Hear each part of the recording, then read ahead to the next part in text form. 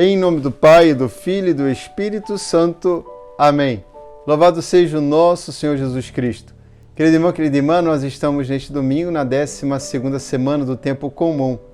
Temos na primeira leitura uma imagem muito expressiva de Jó no meio da tempestade, ouvindo Deus falar. E o Senhor, quando fala a Jó, fala a respeito do mar, das águas. Vai dizer então a primeira leitura retirada do livro de Jó, no capítulo 38. Quem fechou o mar com portas? Quem marcou, nós encontramos então a resposta, os limites, colocando portas e trancas a este mar.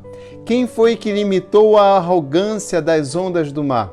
E aqui nós sabemos que a resposta é Deus. Ele diz, eu coloquei os limites e eu fiz com que cessasse a arrogância de suas ondas.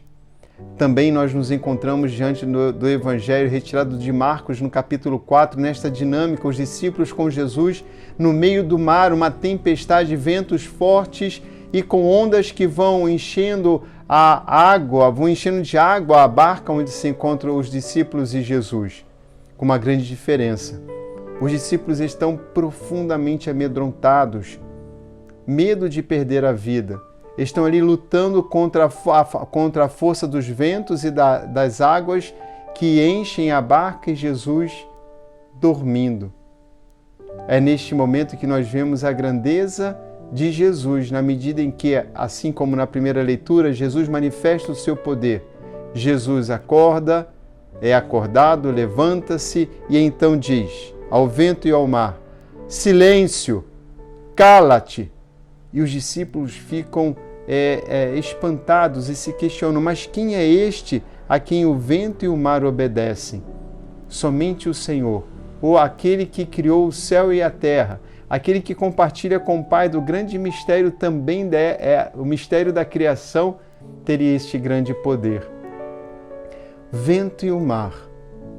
Nós nos encontramos diante de tantas dificuldades em nossas vidas que muitas vezes se assemelham a esta experiência dos apóstolos. Nós que construímos o reino de Deus neste tempo no qual encontramos tantas dificuldades, como a igreja foi encontrando dificuldades pelos momentos históricos pelos quais passou, assim também temos as nossas dificuldades para dar testemunho do amor de Deus e construir o seu reino na terra. Sobretudo aqueles que constituem família e que educam seus filhos sabem bem essas dificuldades, desde econômicas até educacionais, na medida que nós temos contravalores, valores que se colocam diretamente contrários à nossa fé, à nossa experiência de fé, aquilo que nos ensinou Jesus Cristo com o seu testemunho, nos ensinou a igreja ao longo desses anos. E nós precisamos lutar. E às vezes ficamos amedrontados diante de tantas dificuldades. Não menos também aqueles que se encontram em países, em lugares nos quais há uma grande intolerância religiosa, têm a sua vida ameaçada, os seus bens confiscados por causa de Jesus. Isso nos amedronta. Mas aqui eu quero trazer uma realidade não tão externa, mas mais interna, não tão expressiva diante do ambiente no qual vivemos, país, cidade ou mesmo família. Quero falar do coração. Em alguns momentos também nós nos sentimos inundados por sentimentos muito fortes. E aqui, como nós encontramos no Evangelho, sobretudo o sentimento de medo. Há tanto medo diante das violências, do risco de morte, medo de perder pessoas que amamos e, neste medo, tantíssima tristeza. Quero dizer a você que, se nós olharmos a palavra com um outro prisma, um outro viés, podemos identificar exatamente na força das águas, como ouvimos na primeira leitura, o poder de Deus que pode fazer cessar, pôr limite a esses sentimentos que tentam nos afogar e nos destruir. E o Senhor ainda vai dizer na primeira leitura a arrogância das ondas dos sentimentos. Sim, pode ser que muitas vezes somos nós, não tanto os nossos medos e tristezas que tentam nos afogar, mas a nossa arrogância de não confiar em Deus. A nossa pouca fé que nos faz crer que podemos controlar tudo e temos tão pouco controle. E exatamente dentro desta realidade e aceitação da realidade que podemos confiar e pedir a ajuda de Deus, como pediram os apóstolos naquela barca. É assim que nós podemos ouvir Jesus dizer para os nossos sentimentos, colocando limite em nossa arrogância, nos dizer, e é isso nós devemos ouvir: silêncio, cala-te. E podemos dizer para os nossos sentimentos: cala-te, porque o Senhor está comigo.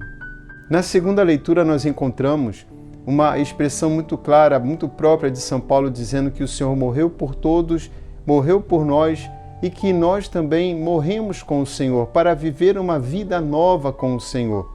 Devemos, portanto, confiar no seu amor e na sua presença em nossas vidas.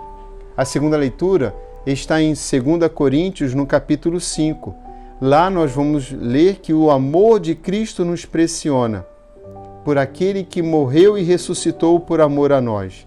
E todos aqueles que aceitam viver uma vida nova, ou seja, aceitam a presença de Jesus em suas vidas, ou seja, caminham responsáveis e conscientes de sua missão, colocando suas vidas na vida do Senhor, já não devem mais temer a morte, já não devem mais ter uma vida de amedrontados, como que desamparados, abandonados à sorte do universo, ou mesmo na suposição de que o universo pode fazer alguma coisa por nós. O que o universo pode fazer por você? Se você cai no meio de uma floresta, num acidente de avião, e ali tem que sobreviver, o que a floresta, o que a natureza, ou como gostam de falar, a mãe natureza pode fazer por você? O que um meteoro pode fazer por você? O que uma estrela pode fazer por você? E se existe um universo, ou se existe uma força neste universo, é a força criadora de um Deus pessoal, que é Pai, Filho e Espírito Santo. E o Senhor se revelou o Filho para que nele crendo e nele vivendo tenhamos a vida eterna. Vai nos dizer a segunda leitura: com Cristo, na medida em que morremos e passamos a viver com Ele, passamos a viver por Ele, com Ele e nele, é em Jesus Cristo que nós nos tornamos uma criatura nova e vivemos essa vida na certeza de que a vivemos agora para o Senhor. E vivendo para o Senhor, vivemos como o Senhor, anunciando o amor do Pai e suscitando nos corações amedrontados, temerosos e entristecidos a esperança de um Deus repleto de amor. Não apenas a nós devemos nos dizer, ouvindo o Senhor: silêncio, cala-te, aos nossos sentimentos negativos, aos nossos pensamentos horríveis, como também ajudar os outros a dizerem o mesmo para si e dizer para os sentimentos daquele que está aflito: silêncio, cala-te, eu estou aqui com você, o Senhor está aqui para te ajudar. O Senhor esteja convosco. Abençoe-vos o Deus Todo-Poderoso, Pai, Filho e Espírito Santo. Amém. Dai graças ao Senhor, porque Ele é bom, porque eterna é a sua misericórdia.